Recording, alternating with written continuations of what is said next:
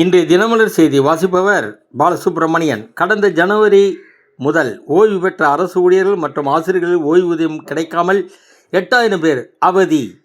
பெண்களுக்கு எதிரான குற்றங்களை தடுக்க போலீசில் கூட்டு நடவடிக்கை குழு உருவாக்கம்.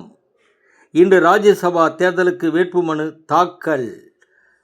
தமிழக வெற்றி கழகத்திலிருந்து தேர்வாகப் போவது யார்? தமிழக முதல்வர் விஜய் முடிவு செய்வார். சென்னை கோயம்பேடு மதுக்கூடத்தில் நடனமாடிய போது ஏற்பட்ட தகராறில் நள்ளிரவில் இலங்கையை சேர்ந்த இளம்பெண் அந்த பெண் மீது கார் ஏற்றி கொல்லப்பட்ட விவகாரத்தில் வாலிபர்களின் வெறிச்செயல். 3 பேரை போலீசார் கைது செய்தனர். என்னதான் இருந்தாலும் ஒரு இளம்பெண்ணுக்கு மதுக்கூடத்தில் மது அருந்தி நடனமாடியது சரியல்லவே.